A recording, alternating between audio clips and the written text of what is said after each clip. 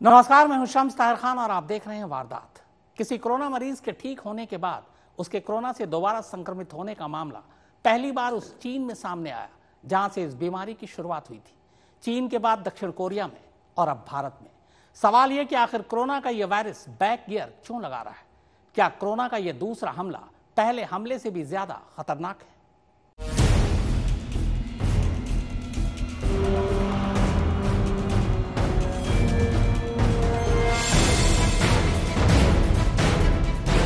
क्या कोरोना ने back gear लगा दिया है?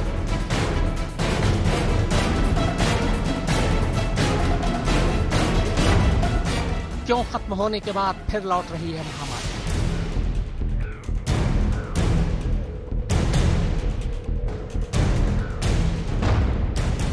शरीर में दोबारा कैसे जिंदा हो रहा है ये वायरस?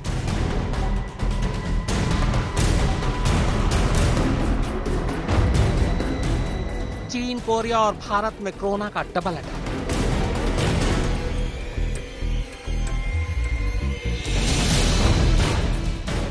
नोएडा में ठीक होने के बाद 2 मरीज फिर पाए गए पॉजिटिव। अभी एक मुसीबत खत्म नहीं हुई और कोरोना से जुड़ी इस दूसरी मुसीबत ने ट्रेलर दिखाना शुरू कर दिया। यानी अभी तक हम कोरोना से निपट रहे थे, मगर अब हमें कोरोना के डबल अटैक के लिए भी तैयार रहना होगा, क्योंकि दुनिया के दूसरे देशों के साथ साथ कोरोना पार्ट 2 ने भारत पर भी हमला बोल दिया है। सोचिए इसके अंजाम कितने खतरनाक हो सकते हैं, क्योंकि ज्यादा आबादी और कम मेडिकल सुविधाओं की वजह से हमारे लिए पहले ही कोरोना के मरीजों का इलाज करना मुश्किल है। वहीं कोरोना से ठीक हुए मरीज अगर दोबारा बीमार पड़ने लगे तो क्या होगा?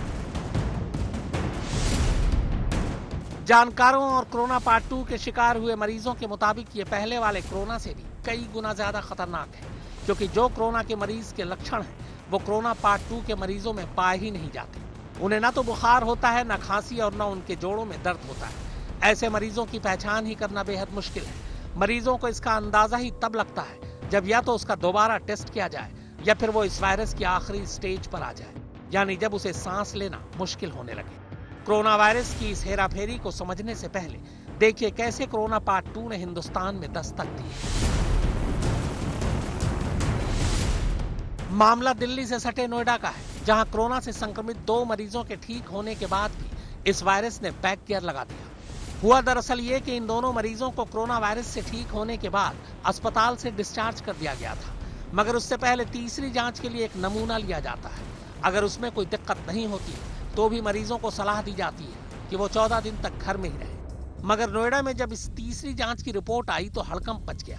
कोरोना पॉजिटिव से इलाज के बाद निगेटिव पाए गए दोनों मरीजों के शरीर में यह वायरस फिर से लौट आया था और उन दोनों मरीजों की रिपोर्ट दोबारा पॉजिटिव आ गई। हालांकि हैरानी वाली बात यह है कि रिपोर्ट पॉजिटिव आने के बाद भी इन मरीजों में किसी कोरोना संक्रमण के प्रभाव के लक्षण ही नहीं है। कोरोना के वायरस से दोबारा संक्रमित होने के इस हैरान कर देने वाले मामले के सामने आने के बाद नोएडा के इन दोनों मरीजों को आनन फानन में दोबारा ग्रेटर नोएडा के जिम्स में भर्ती करा दिया गया और दोनों मरीजों के सैंपल चौथी बार जांच के लिए भेजे गए। नोएडा के सेक्टर 137 और सेक्टर 128 के इन दोनों मरीजों का इलाज तो खैर दोबारा शुरू कर दिया गया है, मगर डॉक्टर इससे बेहद कश्मकश में है और इसकी वजह तलाशने में जुटे हुए हैं। उधर प्रशासन भी इस बात का पता लगाने में जुटा हुआ है कि अस्पताल से डिस्चार्ज होने के बाद ये किन किन लोगों से मिले, ताकि उन्हें भी फौरन अलग थलग रखा जा सके।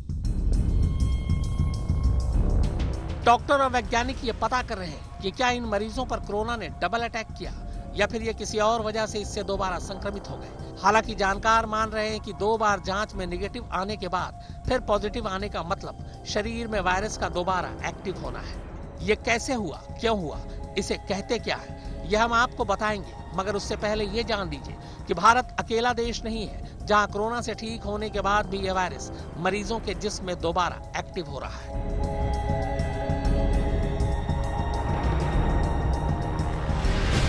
दक्षिण कोरिया में भी हॉस्पिटल से छुट्टी मिलने के बाद मरीज दोबारा कोविड-19 संक्रमण के शिकार हो रहे हैं। अब तक 100 से ज्यादा ऐसे मामले सामने भी आ चुके हैं, जिनमें मरीज पूरी तरह ठीक होने के बाद फिर से कोरोना पॉजिटिव पाए गए। दक्षिण कोरिया की सरकार और डॉक्टर भी कोरोना के स्ट्रेन से बेहद परेशान है, क्योंकि वहां करीब 8000 ऐसे लोग हैं जिन्हें कोरोना से ठीक करने के बाद घर जाने की इजाजत दी जा चुकी है। अगर इनमें भी कोरोना का वायरस लौट आया तो मुसीबत इतनी बड़ी होगी कि उसका अंदाजा भी नहीं लगाया जा सकता। हिंदुस्तान और दक्षिण कोरिया की तरह चीन में भी करीब 1,500 से ज्यादा ऐसे मामले सामने आ चुके हैं जिनमें कोविड-19 से ठीक होने के बाद इस वायरस ने मरीज के जिस्म में रिवर्स गियर लगा दिया। ऐसे ज्यादातर मामले चीन के हुबई सूबे और खासकर वुहान में लॉकडाउन खुलने के बाद आए। वहीं कोरोना के बैक गियर का शिकार हुए मरीजों के संपर्क में आए लोग भी कोरोना पॉजिटिव पाए जा रहे हैं।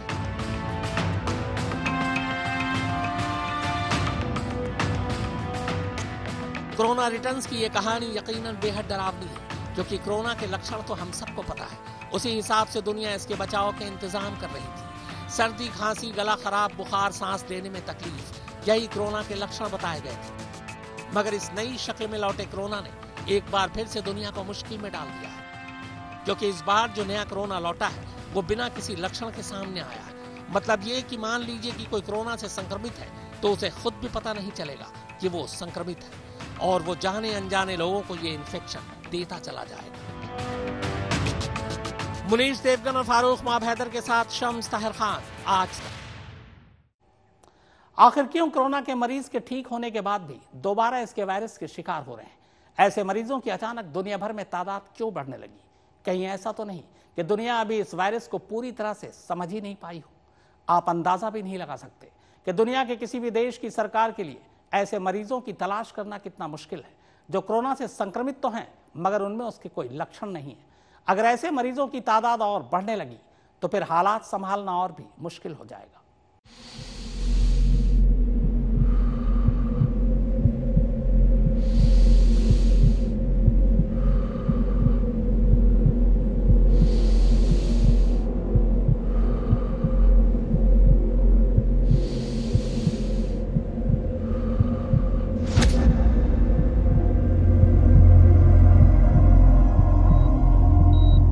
दुनिया में अब तक कई देशों में कोरोना पार्ट 2 के इक्का दुक्का मामले सामने आ चुके हैं।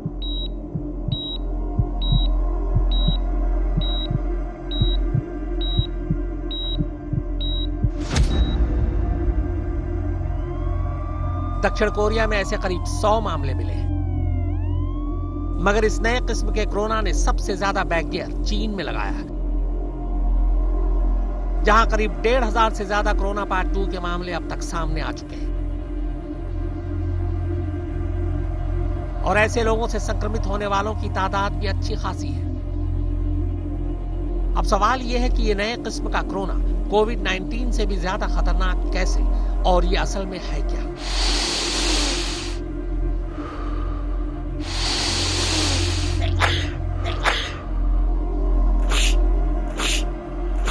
कोरोना के पहले के मामलों से ये मामले दरअसल इसलिए खतरनाक है क्योंकि इसके शिकार मरीजों में ऐसे कोई लक्षण नजर ही नहीं आते जो कोविड-19 के मरीजों में दिखते हैं। वैज्ञानिक ऐसे मामलों को एसिम्प्टोमेटिक कोरोना कह रहे हैं। दरअसल एसिम्प्टोमेटिक केस का मतलब है कि कोई कोरोना से संक्रमित तो हो मगर उसमें ना तो इस बीमारी का कोई लक्षण है और ना ही खुद मरीज को पता होता है कि वो कोरोना से दोबारा संक्रमित हो चुका है। बिना टेस्ट के डॉक्टर भी इसका पता नहीं लगा सकते। सोचिए, भारत जैसे देश में जहां कोरोना के लक्षण वाले मरीजों को ही पहचानना मुश्किल है, वहां अगर एसिम्प्टोमेटिक कोरोना के मामले सामने आने लगे तो क्या होगा? क्योंकि अभी तो हम कोरोना के सीधे सीधे हमलों से भी पार नहीं पा रहे। ऐसे में अगर ठीक होने के बाद कोरोना के मरीज एसिम्प्टोमेटिक हो गए तो कोरोना से ठीक हुए ज्यादातर मरीज चलती फिरती मौत बन जाएगी। जाने अनजाने जो लोगों को मौत का ये वायरस दे जाएगी। हालांकि अभी ज्यादा कुछ नहीं बिगड़ा है। दुनिया चाहे तो एसिम्प्टोमेटिक मामलों के लिए पहले से ही एहतियात बरतकर इससे बच सकती है।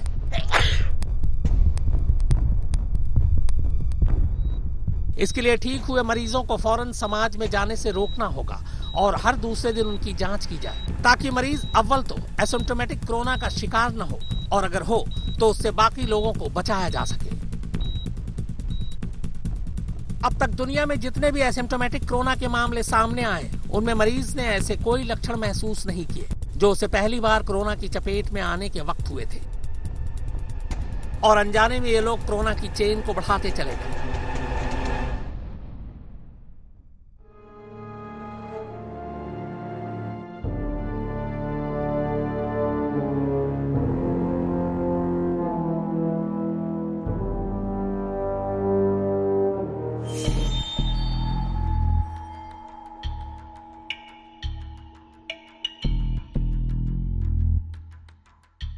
अब सवाल यह है कि आखिर इस नए कोरोना की वापसी कैसे हुई, जबकि पुराना कोरोना अभी भी मौजूद है।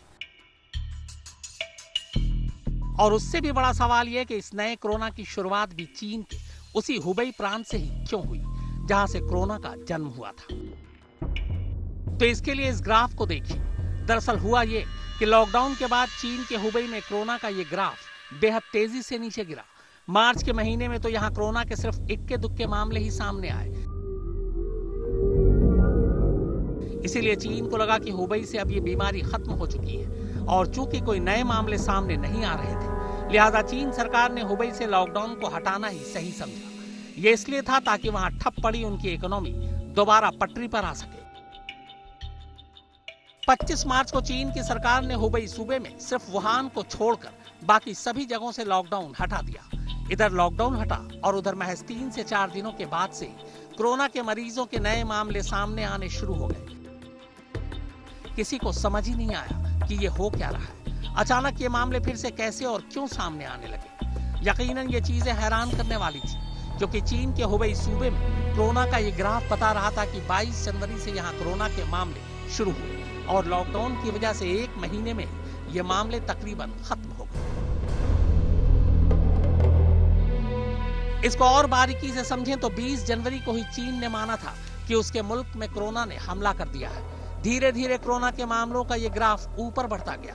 13 फरवरी को ये अपनी पीक पर पहुंचा, यानी इन 20 दिनों में कोरोना के मामले हुबई प्रांत में बेहद तेजी से आगे बढ़े, खासकर वुहान में। मगर लॉकडाउन की वजह से ये ग्राफ इसके बाद लगातार नीचे आना शुरू हो गया और कोरोना पीड़ितों के इस चार्ट का ये कर्व एकदम फ्लैट होने लगा।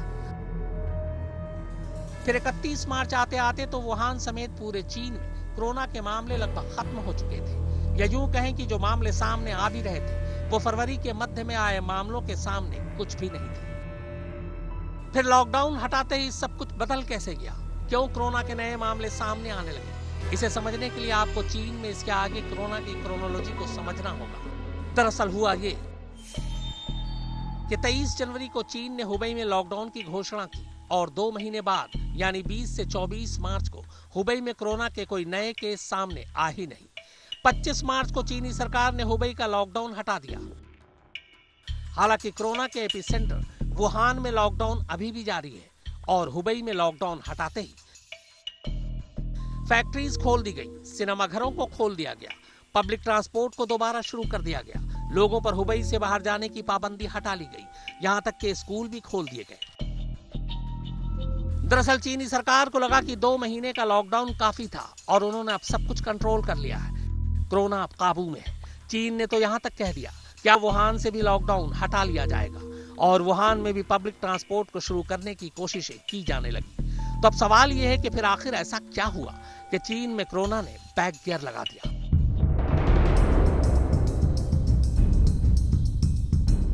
दरअसल ज्यादातर मामलों में हुआ ये कि चीन ने जब हुबई प्रांत से लॉकडाउन हटाया तो उसने वहां से उड़ान भरने वाली डोमेस्टिक और इंटरनेशनल फ्लाइट को दोबारा शुरू कर दिया। इसका यह मतलब था कि चीन के जो नागरिक दूसरे देशों में फंसे हुए थे और वहां वो कोरोना के शिकार हुए, मगर ठीक होने के बाद जब उन्होंने दोबारा अपने मुल्क का रुख किया तब वो इस बात से अनजान थे कि वो इस बार कोरोना की एसिम्प्टोमेटिक शिकार हो चुके हैं। यानी सारे लोगों को ये बीमारी नहीं थी, मगर फिर भी जिन्हें ये थी चीन के लिए खतरा पैदा कर चुके थे। चीन से यही गलती हो गई, उसे अंदाजा भी नहीं लगा कि जिन लोगों को वो दोबारा अपने मुल्क में आने की इजाजत दे रहा है वो इससे कहीं ज्यादा खतरनाक रूप में कोरोना को वापस उसके मुल्क में ला रहे हैं। इसके अलावा जिन लोगों को चीन के अस्पतालों ने ठीक किया और जो इस दौरान मुल्क में ही रहे वो भी एसिम्प्टोमेटिक कोरोना के अनजाने में शिकार हो गए। मगर ये मामला तब खुला जब हुबई में लॉकडाउन हटाया गया, क्योंकि इस लॉकडाउन के हटने के बाद ये हुबई में एसिम्प्टोमेटिक कोरोना के 1541 मामले सामने आए। वहीं उनके संपर्क में आए लोग भी कोरोना पॉजिटिव पाए जाने लगे।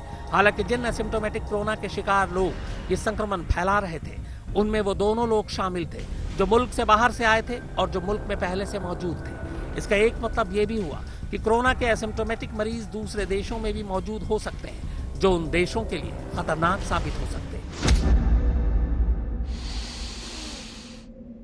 लोकेंद्र सिंह और सुप्रतीम बनर्जी के साथ फारूक माब हैदर, आज तक। चीन में कोरोना के अब जो आंकड़े सामने आ रहे हैं उसने वहां की सरकार को मुश्किल में डाल दिया है। चीन के ये मामले चेतावनी दे रहे हैं कि यह वायरस एक बार में नहीं मरता और इसे पूरी तरह से खत्म करना इतना आसान नहीं है। यह कभी भी कहीं भी बैक गियर लगा सकता है। मगर अब जो हम आपको बताने जा रहे हैं वो चौंकाने वाला तो है ही, बाकी दुनिया के लिए आंखें खोलने वाला भी।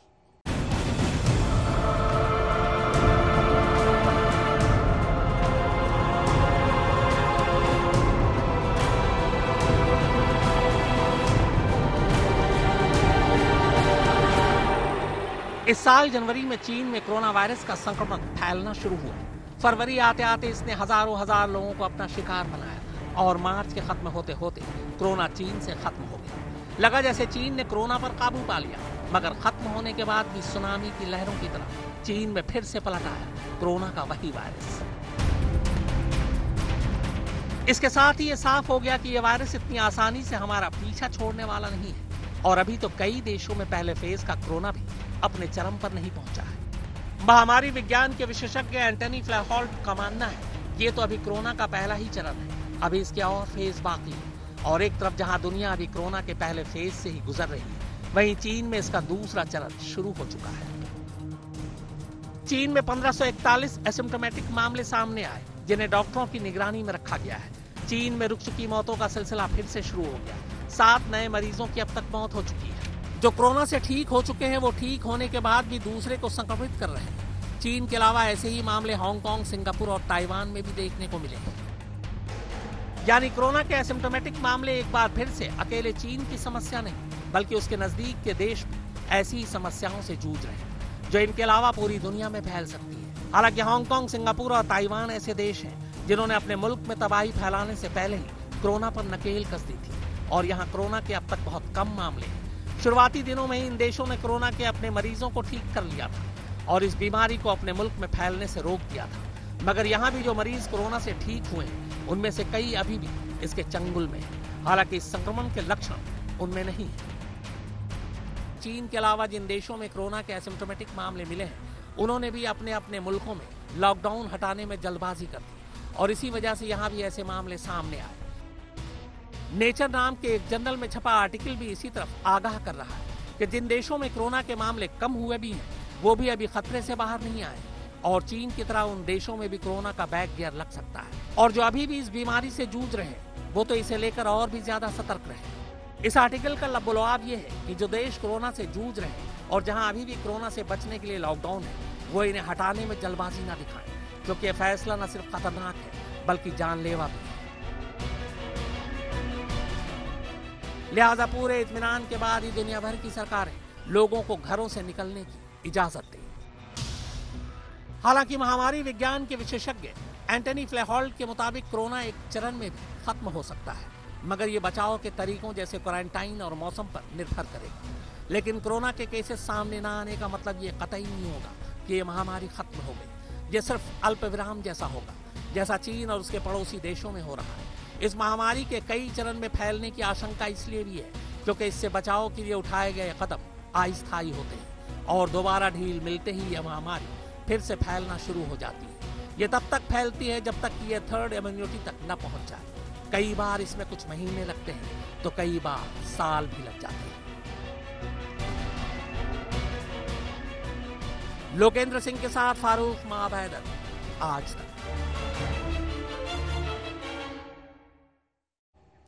तो वारदात में फिलहाल इतना ही, मगर आज तक पर खबरों का सिलसिला लगातार जारी है।